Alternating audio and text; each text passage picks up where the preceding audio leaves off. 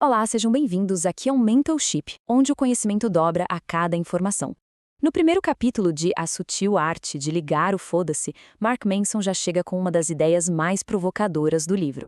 Tentar demais para ser especial é justamente o que nos afasta da paz de espírito.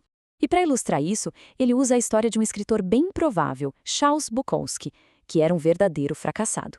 A história dele serve para mostrar o tal do paradoxo do esforço.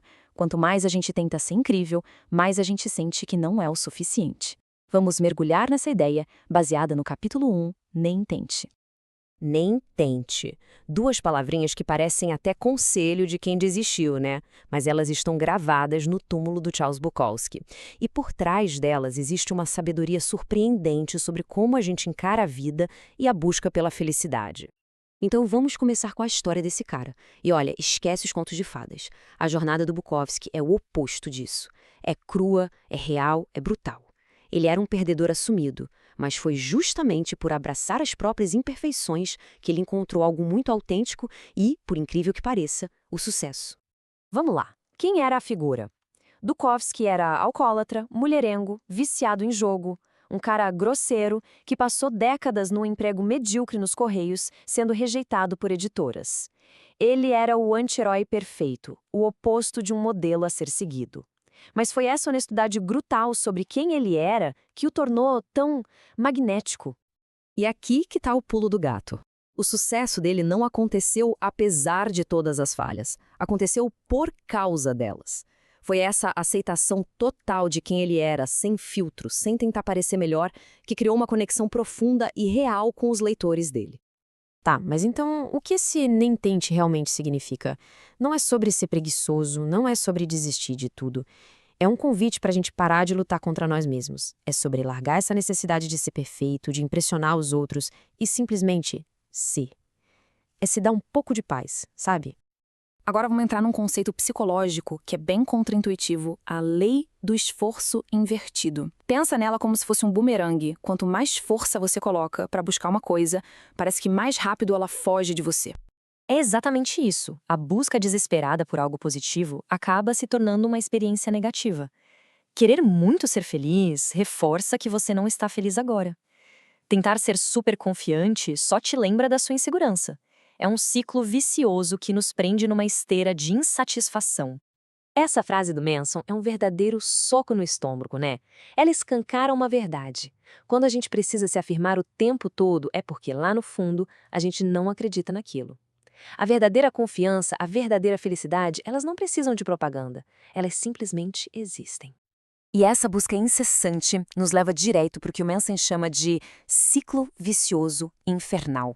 É uma armadilha mental que a gente cria e que é super alimentada hoje em dia pela cultura da perfeição das redes sociais e por essa pressão constante para a gente ser sempre melhor, mais produtivo, mais feliz. Sabe quando a gente fica ansioso e aí começa a ficar ansioso por estar ansioso? É isso. A gente sente algo negativo e, em vez de só aceitar que é um sentimento normal, a gente se julga por senti-lo. E aí a ansiedade dobra, triplica. A gente tenta apagar o fogo com gasolina. Pois é, a nossa cultura vendeu a ideia de que a vida tem que ser um feed de Instagram perfeito. Sentir-se mal, triste ou ansioso passou a ser visto como um defeito, um problema que precisa ser consertado imediatamente.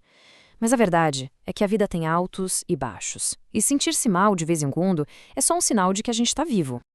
Então, como é que a gente sai desse ciclo? Bom, a resposta que o Manson propõe é uma mudança de foco.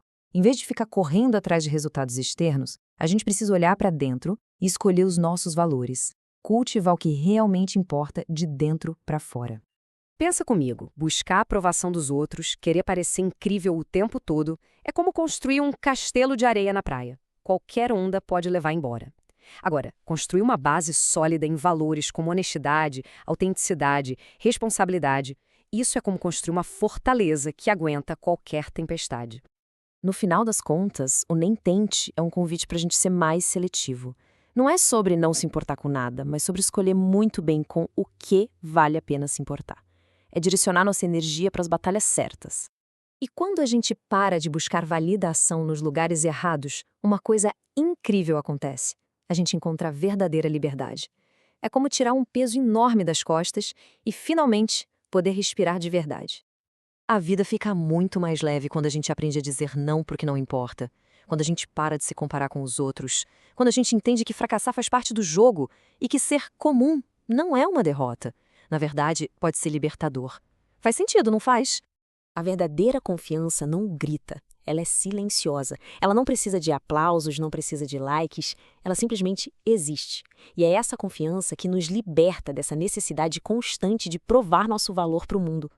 Então, vamos só recapitular o que a gente viu nesta análise. Passamos pela história do Bukowski e o que significa nem tente, entendemos o paradoxo do esforço que destrói a autoconfiança, vimos como funciona o ciclo vicioso infernal, a importância de escolher valores saudáveis e, por fim, o que é a verdadeira liberdade emocional. E se eu dissesse que a própria felicidade pode ser um problema? Parece contraditório, né? Mas na nossa próxima análise, a gente vai mergulhar de cabeça no segundo capítulo para entender por que isso acontece. Esta série foi gerada com o apoio de inteligência artificial para maximizar clareza e profundidade. Para aprofundamento, recomendo o livro original nos links da descrição. Aqui é o Mental Tip, onde o conhecimento dobra a cada informação.